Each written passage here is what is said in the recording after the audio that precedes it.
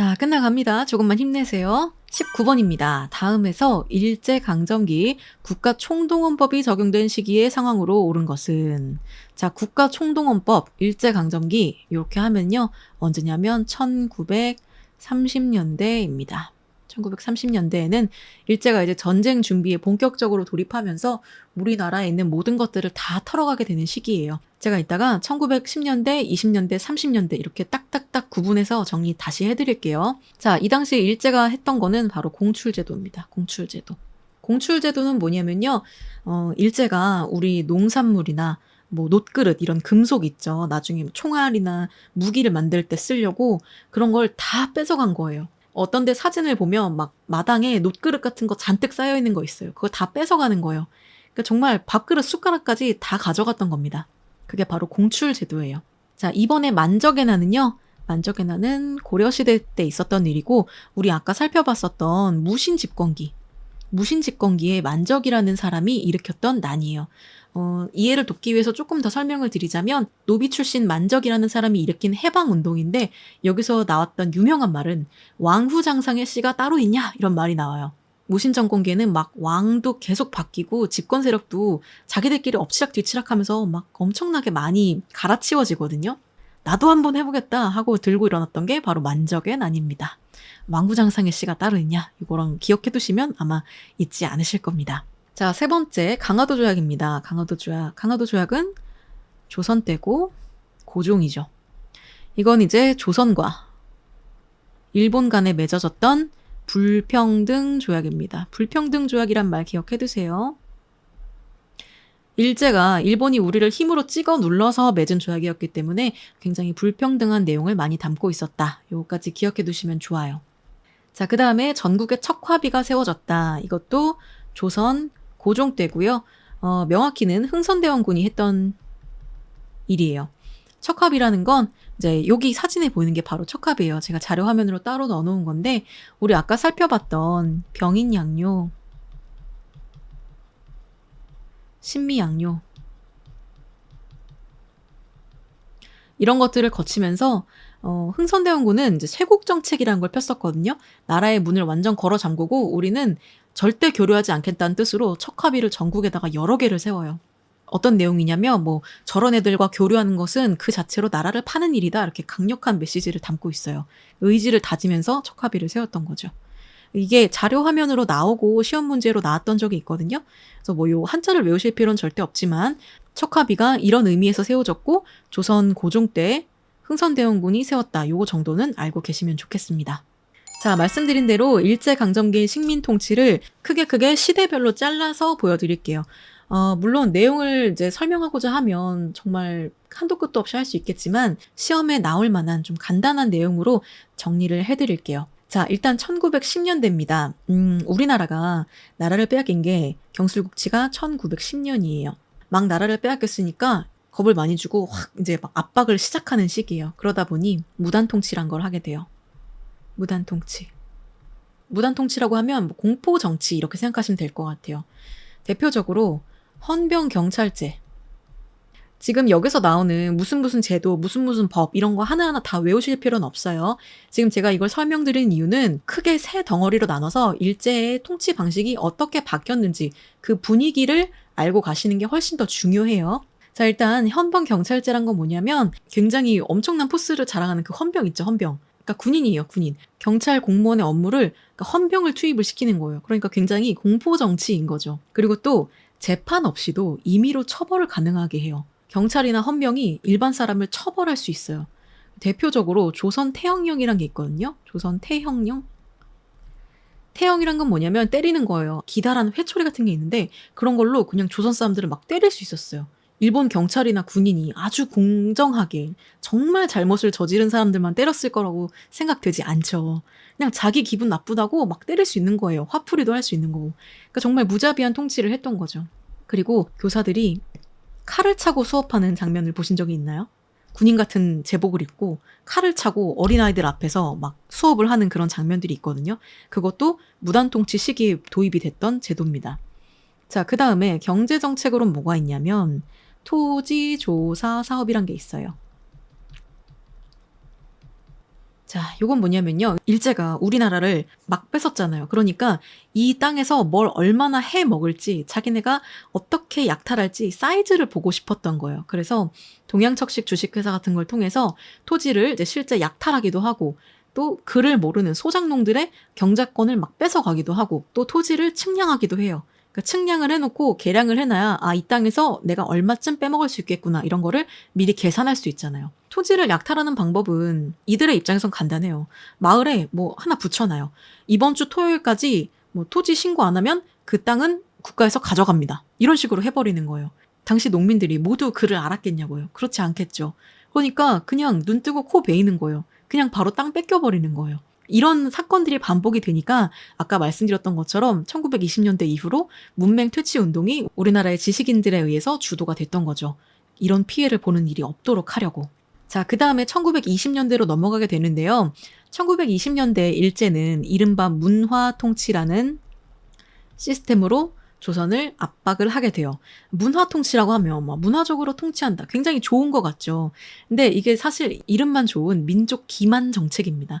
이건 자세하게 이따 설명을 드릴게요. 일단 중요한 건 1910년대 무단통치에서 문화통치로 넘어가는데 중요한 사건이 있어요. 이게 바로 1919년에 아까 살펴봤던 3.1 운동입니다. 일제가 3.1 운동을 진압하는 과정에서 보니까 이 민족 만만치가 않은 거예요. 총칼을 들이대는데도 태극기 들고 막 그냥 만세 외치면서 사람들이 막 달려나와요. 죽음이 두렵지 않다는 듯이.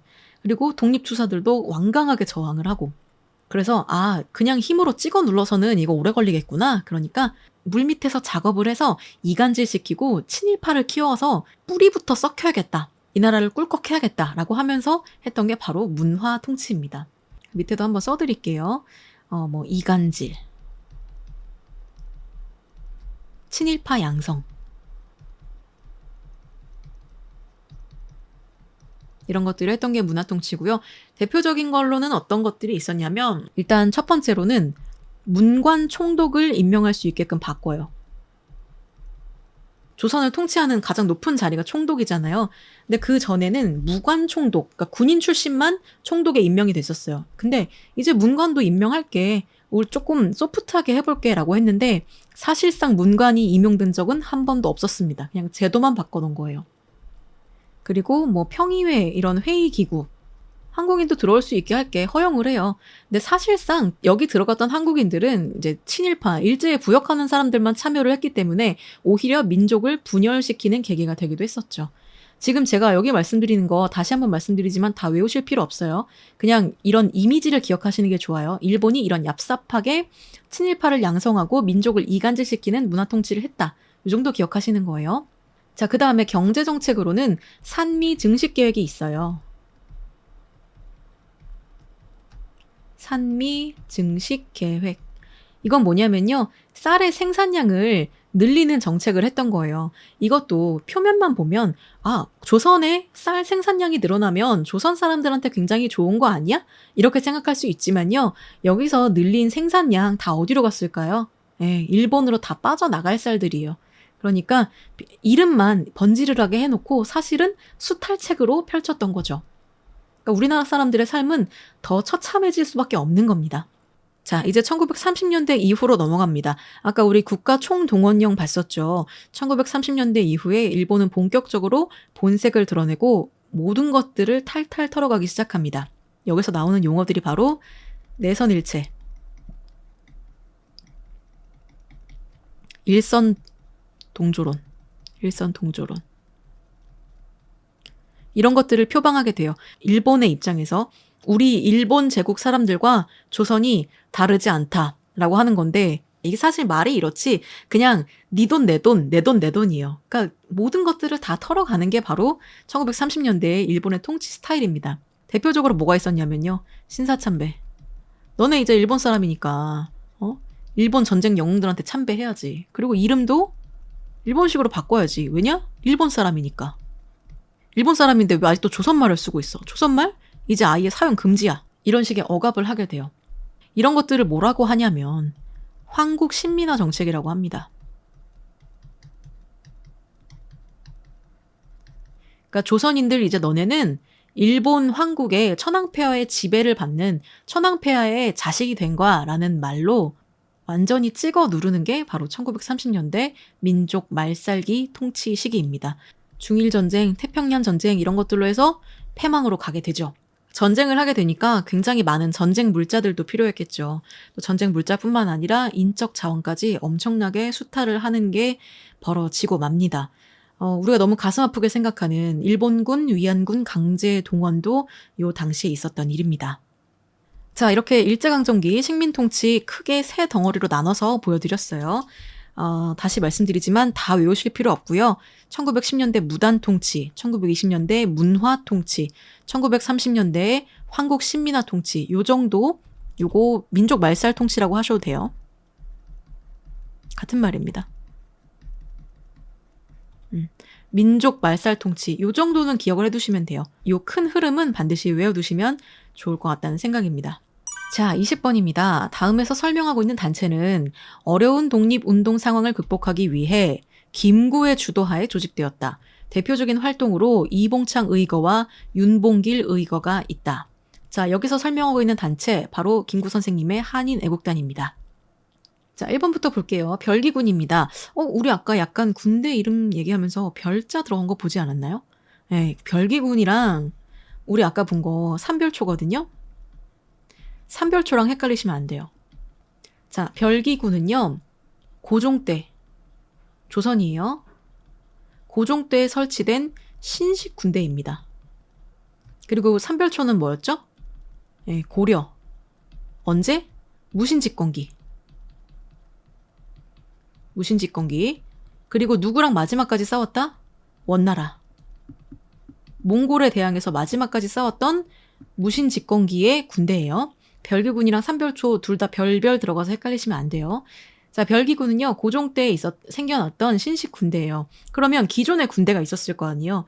이 신식 군대들은 기존 군대에 비해서 굉장히 많은 지원을 받았대요. 그러다 보니 구식군대 군인들의 불만이 쌓이게 돼요. 심지어 구식군인들은 월급도 못 받아요. 월급을 막 6개월 이렇게 밀려서 주는데 쌀로 받았거든요. 근데 그 쌀에 막 모래가 섞여 있고 이러다 보니까 이 사람들의 분노가 폭발해서 일어난 게 바로 이모군란입니다. 이모군란도 문제에 자주 나오니까 설명드릴 기회가 있을 거예요. 자, 이번에 교정도감입니다. 교정도감은요, 역시 고려시대 때 무신집권기 기구입니다.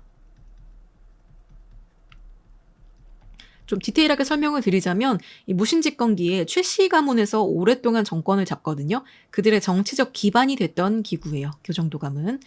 자, 4번에 조선어 학회입니다. 조선어 학회는 구한말 그리고 일제강점기까지 한글 학회라는 이름으로 지금까지 존속되고 있는 기관이에요. 근데 당시에는 조선어 학회라는 이름이었고 국어연구학회, 또 조선어연구회 이렇게 여러 번 이름이 바뀌거든요. 근데 보통 통상 시험에 나올 때는 조선어 학회라고 표기가 되더라고요. 주시경 선생과 그 제자들에 의해서 이어진 국어를 연구하는 학회인데 혹시 영화 좋아하시는 분들은 영화 말모이라는 영화가 있었어요. 말모이. 우리말로 사전을 만드는 그런 조선어 학회 활동을 영화로 담아낸 건데 그 말모이라는 영화는 한번 꼭 보시면 좋을 것 같아요. 그러면 조선어 학회 사건이라는 일과 그 일련의 활동들이 아마 잘 이해가 가시지 않을까 하는 생각이 듭니다. 어쨌든 우리말, 한국어, 한글 이런 것들을 연구하는 학술 단체였고 일제강점기 때 우리말을 쓰는 게 굉장히 탄압을 받고 우리말을 없애버리려고 했던 일제의 탄압 속에서 우리말을 지키기 위해서 활동했던 뜻깊은 단체가 바로 조선어 학회입니다.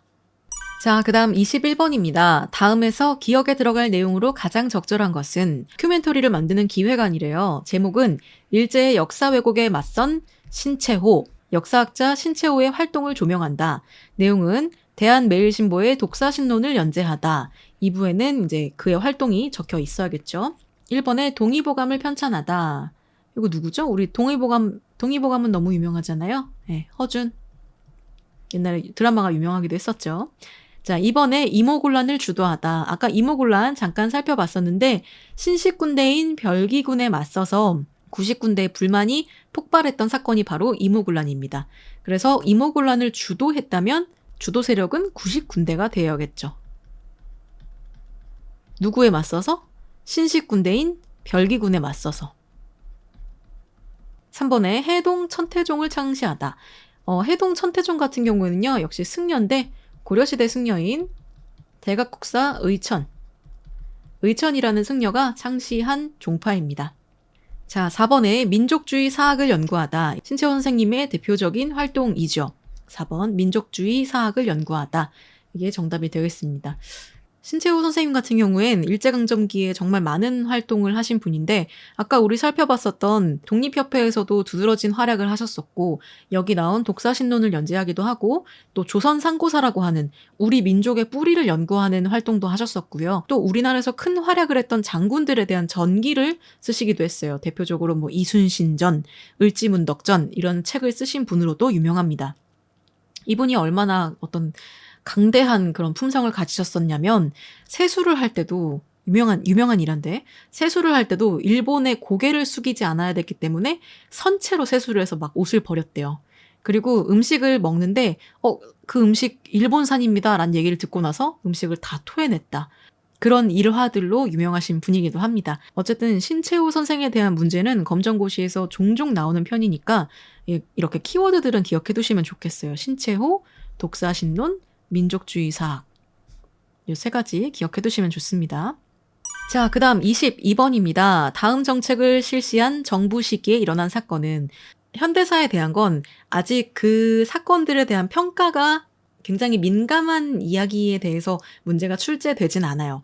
객관적으로 있었던 일 또는 시행했던 정책, 그 당시에 체결됐던 조약 이렇게 딱 드라이하게 나오는 경우가 많기 때문에 나오는 문제는 사실상 정해져 있다고 보시면 돼요. 그래서 검정고시 한국사에서는 몇 가지 키워드들만 기억해 두시면 문제를 푸는 게 어렵지는 않을 겁니다. 자, 그래도 한번 살펴볼게요. 자, 유신헌법을 제정했다. 한일협정을 체결했다. 새마을운동을 실시했다. 경제개발 5개년 계획을 추진했다. 자, 요거 바로 박정희 정부 때입니다. 자, 1번부터 한번 살펴볼게요. 서원 철폐운동입니다. 요거는요, 조선 때고 고종의 아버지인 흥선대원군이 실시했던 정책입니다. 서원이란 게 뭐냐면요, 지역에 선비들이 모여서 유학적으로 유명한 인물을 모시기도 하고 공부하고 토론하고 그런 기관이었던 거예요. 근데 이게 우린 지금도 그렇지만 학연, 지연, 사제관계 이런 것들로 치밀하게 얽혀 있는 기관이거든요. 어디 출신인지 이런 걸 따지는 과정에서 막 서로 끌어주기도 하고 비리가 극심했던 거예요. 그래서 흥선대원군이 보기에 이 뿌리를 뽑아야겠다라고 하면서 서원을 전국에 47개인가를 남기고 다 부셔버리는 사건이 나타납니다. 엄청난 반발이 있었겠죠. 막 유생들이 반발을 하는데 대원군이 아주 대쪽같이 내 나라 백성들에게 해를 끼친다면 나는 공자가 다시 살아나도 용서하지 않겠다. 이런 엄청난 말을 남겨요. 성리학을 추구하는 국가에서 공자가 다시 살아나도 용서하지 않는다는 말은 진짜 엄청 센세이셔널한 말입니다. 자, 이번에 자유시 참변 볼게요. 자유시 참변 참 안타까운 일인데요. 참 안타까운 일인데 1921년에 러시아에서 있었던 일입니다. 아까 말씀드렸던 청산리 봉오동 전투 이후에 간도 참변이 있었는데 그 간도 참변 이후로 독립군들이 러시아의 자유시로 잠깐 이동을 하게 돼요. 그 이동한 곳에서 어떤 무장 충돌로 인해서 굉장히 많은 사람들이 죽었던 비극적인 사건이 바로 자유시 참변입니다. 자, 3번 베트남 파병. 자, 베트남 파병 박정희 정권 때 있었던 일이죠. 정답은 3번입니다. 자, 4번에 금난 정권 폐지인데요. 요거는 조선 정조 때 있었던 일입니다. 이 금난 정권에 대해서는 조금 자세하게 설명을 드릴게요. 이게 개념이 조금 어려운데 한 번만 이해하시면 편해요. 자, 일단 금난 정권을 보기 전에 그 안에 들어있는 핵심이 난전을 보셔야 돼요. 이 난전이 뭐냐면 쉽게 말해서 허가를 받지 않고 노점상을 하는 상인들을 말해요. 당시에 도성 내에서 장사를 하려면 국가의 허락을 받은 시전상인들만 장사를 할 수 있었어요. 시전상인. 그러니까 시전상인들이 그 시장을 독점하고 있었던 거예요. 근데 여기저기서 무허가 노점상들인 난전이 나타나게 돼요. 그러니까 시전상인들의 입장에선 이 난전이 아주 싫었겠죠. 그러니까 그 난전을 금지할 수 있는 권리를 시전상인들이 받게 돼요. 그게 금난전권이에요. 난전을 금지할 수 있는 권리. 그러니까 막 사람들을 고용해서 난전 있는 데를 찾아가서 막 물건 다 때려 부수고 엎고 돈 뺏고 이런 일들이 생겨나게 됐던 거예요. 그러다 보니 그 과정에서 엄청난 폭력 그리고 또 관리들과의 결탁 이런 것들이 심각하게 나타나니까 그 당시의 왕이었던 정조가 금난정권을 폐지시켜라 라고 말을 해요. 금난정권이 폐지되면 어떤 일이 일어나죠? 난전들이 드디어 장사를 할 수 있게 되는 거예요. 그러면 상업이 크게 발달하는 효과를 낳겠죠. 난전을 금지하는 걸 폐지하는 거니까 자유상업의 시대가 열리는 겁니다. 이렇게 기억해 두시면 좋아요. 조선시대에 상업이 발전할 수 있었던 큰 계기가 되는 게 바로 금난정권의 폐지입니다. 자, 그 다음에 이번 시험엔 나오지 않았지만 검정고시에 자주 나오는 정권이 바로 김영삼 정권 그리고 김대중 정권이거든요. 김영삼 전 대통령 시기에는 키워드로 나올 만한 건 조선 총독부 역사 바로 세우기라 그래서 조선 총독부 건물을 드디어 철거하게 됩니다. 그리고 시험 문제 자주 나오는 거 금융실명제를 실시한다. 이게 도입되기 전에는 실명이 아니고도 금융거래를 할 수 있었대요. 그러니까 뭐 돈 세탁이라든가 비리라든가 이런 데 많이 활용이 됐었겠죠. 근데 실명을 사용해서 금융활동을 해야 되는 법이 이때 도입이 됩니다. 그리고 또 하나 정도 알아두실 게 하나회를 척결하였다. 하나회라는 건 군부 조직 내에 있었던 또 하나의 사조직인데 전두환 등이 가담해서 내란 음모를 꾸미고 또 실시하기도 하고 이런 단체가 바로 하나회입니다. 하나회를 척결했다. 자, 그리고 김대중 대통령 정권에서는요. 대표적으로 남북관계가 개선됐다. 햇볕 정책이라고 하죠. 남북관계가 개선되었습니다. 대표적으로 뭐 정상회담을 하기도 했었고 또 이산가족을 상봉하고 금강산 관광 등을 추진하기도 했었죠. 그래서 아까 살펴봤듯이 이 일로 인해서 노벨평화상을 수상하기도 합니다. 그리고 IMF 경제위기를 극복했죠. 자, 그러면 이런 질문이 들 수 있어요. 이제 최근에 정권이 바뀌었잖아요. 그러면 최근 정권 것까지 다 살펴봐야 하나요? 라고 생각하실 수 있지만 우리 교과서에서는 아직 객관적인 역사적 평가가 이루어지지 않은 내용에 대해서는 교과서에 자세하게 실거나 시험 문제로 내기에는 조금 애매한 부분이 있기 때문에 아주 최근의 대통령의 어떤 정책이나 평가 같은 거는 공부하실 필요는 없다고 말씀드립니다. 자, 23번입니다. 다음 대화 내용에 해당하는 민족운동은 자, 민족 산업을 보호하기 위해서 조만식 등이 평양에서 시작한 운동이야. 그때 조선 사람 조선 것이라는 구호를 외쳤어. 자, 여기서 설명하고 있는 운동은 바로 물산 장려 운동입니다. 자, 이렇게 학생들의 대화 그림으로 나올 수도 있지만 이 그림이 자주 출제가 되거든요. 여기 보시면 우리가 만든 신발, 우리가 팔자. 조선 신발, 조선 기업 이런 것도 있고 우리 손으로 만든 신발 이런 문구도 써 있죠. 외국에서 만들어진 거 쓰지 말고 국내산으로 써서 우리나라 기업들을 일으키자, 우리 산업을 보호하자 이런 뜻에서 펼쳐졌던 운동이 바로 물산 장려 운동입니다. 나머지 운동도 한번 살펴볼게요. 자, 1번의 형평운동. 형평운동 같은 경우에는 1920년대에서 30년대 백정의 차별을 철폐해 주세요. 라고 하면서 일어났던 운동이에요. 그런데 공부를 조금 하셨던 분들이라면 아실 건데 신분제는 갑오개혁 때 이미 사라지지 않았나요? 맞아요. 갑오개혁 때 이미 신분제는 사라지고 모든 사람은 평등하다라고 법에 기재가 되었지만 여전히 백정 계급에 대한 사회적인 차별이 굉장히 심했나 봐요. 그래서 백정들이 우리에 대한 차별을 멈춰주세요 라고 하면서 일으켰던 운동이 바로 형평운동입니다. 자, 이번에 있는 서경천도 운동은 뭐 너무 여러 번 봤으니까 따로 설명하진 않을게요. 묘청이 일으켰던 거고 시대 어느 시대? 고려시대입니다. 자, 그 다음에 4번의 좌우 합작 운동입니다.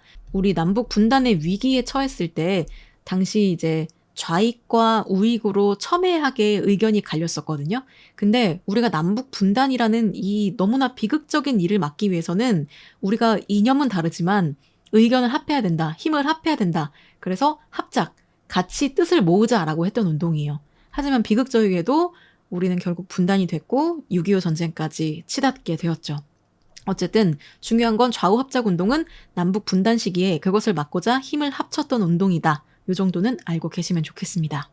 자, 24번입니다. 다음에서 설명하고 있는 사건은 1980년 5월 비상계엄을 전국으로 확대한 신군부에 맞서 광주의 학생들과 시민들은 광주 시민 걸기문을 발표하고 격렬하게 저항하였다. 당시의 관련 기록물은 2011년 유네스코 세계기록유산으로 등재되었다. 라고 적혀 있는데요. 자, 여기서 설명하고 있는 사건 바로 5.18 광주 민주화 항쟁입니다. 얼마 전에 전국에 비상계엄이 선포되다 보니까 또 비상계엄이라는 글자를 보면 느끼는 바가 좀 색다르게 다가오는 것 같아요. 뭔가 좀 더 피부로 와닿는 그런 느낌이 드네요. 네, 뭐 혼잣말이었고요. 1번부터 보겠습니다. 1번에 병인박해입니다. 병인박해는 뭐냐면 천주교도들을 박해한 사건입니다. 고종 때 있었던 일이고요. 이때 그 박해의 규모가 얼마나 심했는지 사제와 국내 신도들을 포함해서 8,000명 정도를 죽였다고 하더라고요. 엄청나게 큰 사건이었죠. 자, 이번에 YH 무역 사건인데요. YH 무역 사건은 아마 보기 중에 하나로 제시될 확률은 있을 것 같아요. 간단하게만 일단 설명을 드릴게요. 일단은 박정희 집권 당시에 있었던 일이고, YH라고 하는 가발 공장이 있었어요.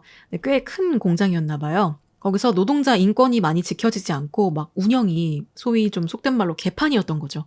그래서 거기에 있었던 여성 노동자들이 우리의 생존권을 보장하라, 운영을 정상화해라 이렇게 농성을 벌이는데 이 당시에 김영삼 전 대통령, 당시에 야당 총재였거든요. 김영삼 전 대통령이. 그분이 이제 그 여성 노동자들을 도와줘요.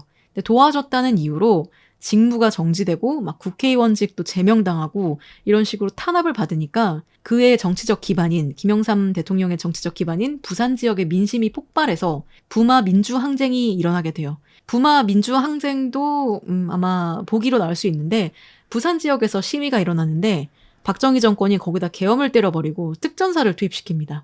그러니까 이게 오히려 진압되기는커녕 마산 지역으로 시위가 더 번져나가게 돼요. 그걸 부마 민주항쟁이라고 부릅니다. 뭐 상식으로 알아두시면 좋으니까 여기다 이렇게 쓸게요, 그냥. 자, YH 사건이 있었고 그 다음에 부마 민주항쟁이 일어나게 돼요. 부마 항쟁이라고도 부릅니다. 근데 이 부마 항쟁을 진압하는 과정에서 당시에 경호실장이었던 차지철이란 인물이 있는데 아마 이제 역사물 좋아하시는 분들은 좀 들어보셨을 이름이에요.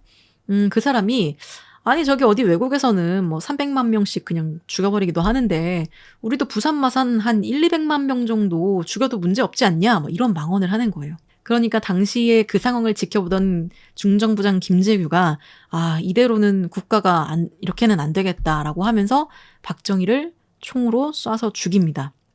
그 날짜가 10월 26일이어서 11.6에 박정희가 사망하게 되죠. 사망하면서 유신 정권이 끝나게 되는 거예요. 물론 이 순서를 물어보는 문제까지는 나올 수 없어요. 검정고시 한국사에서는. 근데 대략적인 흐름은 알고 계시면 좋을 것 같아서 뭐 굳이 설명을 한번 드려봤고요. 보기에 이런 용어들이 나오더라도 너무 당황하지 마시라고 부연 설명까지 곁들여 드렸습니다. 자, 3번에 교조 신원 운동입니다. 일단 교조 신원 운동 나오면 바로 뭐가 나와야 되냐면 동학이 나와야 돼요. 동학의 교조 최재우가 처형을 당하게 돼요. 그리고 나머지 동학 교도들도 엄청나게 탄압을 많이 받게 되거든요, 당시에. 그러니까 동학 교도들이 억울한 누명을 벗기고 우리 종교의 자유를 얻게 해주세요라고 일으켰던 운동이 바로 교조 신원 운동입니다. 그래서 정답은 4번 5.18 광주 민주화 항쟁, 광주 민주화 운동 이렇게 보시면 되겠습니다. 자, 이제 마지막 문제입니다. 여기까지 들으신 분이 계신지 모르겠지만 도움 받으셨으면 좋겠다는 마음으로 마지막 문제까지 힘내보겠습니다. 자, 다음에서 기억에 들어갈 내용으로 옳은 것은 자, 제목란이 비어 있고요. 2000년에 개최된 남북 정상회담의 결과로 발표됨, 이산가족 방문, 개성공단 건설 등 남북 교류에 합의함. 자, 이거 아까 저희 16번 문제에서 살펴봤던 거 기억나실까요? 아까 남북 기본합의서, 7서 남북 공동성명, 6.15 남북 공동선언 이런 거 간단하게 정리해드린 적이 있는데 바로 그 문제가 마지막 문제로 나왔습니다. 자, 아까 설명드렸으니까 정답 먼저 체크할게요. 6.15 남북 공동선언이고 어떤 정권 때? 네, 김대중 전 대통령 때 있었던 일입니다. 이 성과로 인해서 뭘 받았다? 네, 노벨 평화상을 수상하기도 했었죠. 자, 1번부터 한번 볼게요. 자, 홍범 14조입니다. 홍범 14조는요, 고종이 발표한 거고요. 가보개혁 때 홍범 14조를 발표를 합니다. 정확하게 하면 2차 가보개혁인데요. 지금은 그런 차까지 구분해서 얘기하지는 않을게요. 어쨌든 가보개혁 시기에 반포됐던 법이다. 이 정도 알아두시면 되고요. 이번에 교육 입국 조서입니다. 이것도 마찬가지로 고종되고 가보개혁 시기예요. 내용에서 보이는 것처럼 어떤 교육에 관한 조칙들을 발표한 건데요. 뭐 학교 세우고 인재를 길러내고 지덕체를 함양한 뭐 인재를 우리가 우리 손으로 길러내자, 국가를 발전시키자 이런 내용들을 담고 있습니다. 자, 4번에 조청상민 수륙무역장정. 이름이 조금 어렵죠. 자세히 풀어볼게요. 자, 일단 조 뭐예요? 조선이죠. 그리고 청나라입니다. 조선과 청나라 사이에 상민들, 무역 행위를 하는 것에 관해서 뭔가 조약을 맺은 거예요. 사실 검정고시 시험에서는 이 장정의 세부적인 내용과 뭐 인과관계까지는 몰라도 되지만 그래도 이름이 너무 어려우니까 조금 스토리로 기억하시라는 의미에서 한번 과정을 설명드릴게요. 자, 일단 요 장정을 보기 전에 이 전에 있었던 일을 알아야 돼요. 우리가 지금 살펴본 조청 상민 수륙 무역 장정이 여기라고 한다면 요 시점에 바로 강화도 조약이 있었어요. 강화도 조약. 아까 우리 살펴봤었는데 강화도 조약은 평등한 조약이었다? 불평등한 조약이었다? 네, 불평등한 조약이고 누구랑 누구? 조선과 일본 사이에 맺어진 조약이에요. 자, 근데 강화도 조약 그 맨 윗줄에 보면요. 조선은 자주 독립국이다 라고 써져 있어요. 이거 그냥 표면만 보면 조선을 자주국으로서 인정을 해줬네? 독립된 국가로 인정을 해줬네? 라고 생각할 수 있지만 그 내면을 보게 되면 뭐냐면 조선은 나라의 중요한 일들을 중국한테 보고하고 허락받고 그런 군신관계를 맺어온 국가였잖아요. 근데 조선이 자주 독립국이란 건 야, 이제 너네 청나라 말 듣지 마. 청나라에 딸린 나라가 아니야. 너네 이제 독립국이야. 그러니까 이제 더 이상 청나라에 뺏기지 마. 괄호치고 이제 우리가 뺏어갈 거니까 라고 써놓은 게 바로 강화도 조약이거든요. 근데 청나라 입장에서는 그럼 강화도 조약이 기분이 좋을까요? 나쁠까요? 조선은 자기네들 생각으론 굉장히 오랫동안 좀 우리가 이렇게 보살펴준 동생이라고 생각하는데 그런 나라를 일본이 홀랑 빼가버린 거예요. 조선과의 관계가 굉장히 애매해진 거죠. 어떡하지 고민하고 있었는데 이때 임오군란이 터져버려요. 우리 아까 임오군란 살펴봤었죠. 별기군에 비해서 구식군인들을 차별하니까 구식군인들이 들고 일어났다고 했잖아요. 그런데 조선 정부에서는 이 구식군인들을 제압을 하지 못해요. 그래서 제압을 하는 과정에서 청나라한테 형, 나 좀 도와줘 이렇게 해서 청나라 힘을 빌려서 임오군란을 진압을 하게 돼요. 그러면 청나라 입장에서는 호시탐탐 기회만 엿보고 있었는데 우리가 조선을 이번에 도와줬어.